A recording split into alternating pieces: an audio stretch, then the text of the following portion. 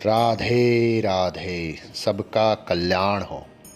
एक बार दो आदमी एक मंदिर के पास बैठे गपशप कर रहे थे।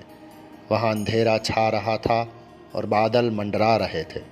थोड़ी देर में वहाँ एक आदमी आया और वो भी उन दोनों के साथ बैठकर गपशप करने लगा। कुछ देर बाद वो आदमी बोला उसे बहुत भूख लग रही है। उन दोनों को भी भूख लगने लगी थी। पहला आदमी बोला कि मेरे पास 3 रोटी है। दूसरा बोला मेरे पास 5 रोटी है, हम तीनों मिल बांट कर खा लेते। उसके बाद सवाल आया कि 8 यानी कि 3 और 5 मिलाकर 8 रोटी 3 आदमियों में कैसे बांट पाएंगे। पहले आदमी ने राय दी कि ऐसा करते कि हर रोटी के 3 टुकड़े करते, अर्थात 8 रोटी के 24 टुकड़े हो जाएंगे और हम तीनों में 8-8 टुकड़े बराबर बराबर बढ़ जाएंगे। तीनों को उसकी राय अच्छी लगी और 8 रोटी के 24 टुकड़े करके प्रत्येक ने 8-8 रोटी के टुकड़े खाकर भूख शांत की और फिर बारिश के कारण मंदिर के प्रांगण में ही सो गए। सुबह उठने पर तीसरे आदमी ने उनके उपकार के लिए दोनों को धन्यवाद दिया और प्रेम से 8 रोटी के टुकड़ों के बदले दोनों को उपहार स्वरूप 8 सोने की गिन्नी देकर अपने घर की ओर चला गया। उसके जाने के बाद दूसरे आदमी ने पहले आदमी से कहा हम दोनों 4-4 गिन्नी बांट लेते हैं।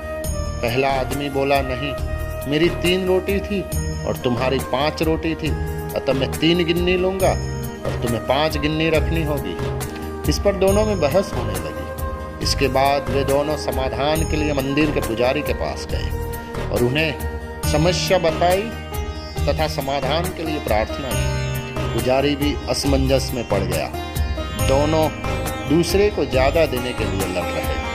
पुजारी ने कहा तुम लोग ये 8 गिन्नियाँ मेरे पास छोड़ जाओ और मुझे सोचने का समय दो, मैं कल सवेरे जवाब दे पाऊंगा। पुजारी को दिल में वैसे तो दूसरे आदमी की 3 और 5 की बात ठीक लग रही थी, पर फिर भी वह गहराई से सोचते सोचते गहरी नींद में सो गया। कुछ देर बाद उसके सपने में भगवान प्रकट हुए तो पुजारी ने सब बातें बताई और न्यायिक मार्गदर्शन के लिए प्रार्थना की और बताए कि मेरे ख्याल से 3 और 5 वाला बंटवारा ही उचित लगता है। भगवान मुस्कुरा कर बोले नहीं, पहले आदमी को 1 गिन्नी मिलनी चाहिए और दूसरे आदमी को 7 गिन्नी मिलनी चाहिए। भगवान की बात सुनकर पुजारी अचंभित हो गया और अचरज से पूछा प्रभु ऐसा कैसे।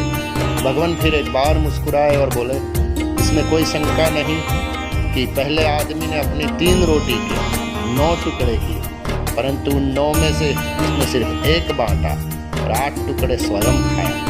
अर्थात उसका त्याग सिर्फ 1 रोटी के टुकड़े का था, इसलिए वो सिर्फ 1 गिन्नी का ही हकदार है। दूसरे आदमी ने अपनी 5 रोटी के 15 टुकड़े किए, जिसमें से 8 टुकड़े उसने स्वयं खाए और 7 टुकड़े उसने बांट दिए, इसलिए वह न्यायानुसार 7 गिन्नी का हकदार है। यही मेरा गणित है और यही मेरा न्याय है। ईश्वर की न्याय का सटीक विश्लेषण सुनकर पुजारी नतमस्तक हो गया। इस कहानी का सार यह है कि हमारी वस्तुस्थिति को देखने की, समझने की दृष्टि और ईश्वर का दृष्टिकोण एकदम भिन्न है। हम ईश्वरीय न्याय लीला को जानने समझने में सर्वथा अज्ञानी रहे। हम अपने त्याग का गुणगान करते हैं, परंतु ईश्वर हमारे त्याग की तुलना हमारे सामर्थ्य एवं भोग तौर कर यथोचित निर्णय करते हैं। यह महत्वपूर्ण नहीं है कि हम कितने धन संपन्न हैं, महत्वपूर्ण यही है कि हमारे सेवा भाव कार्य में त्याग कितना है। राधे राधे।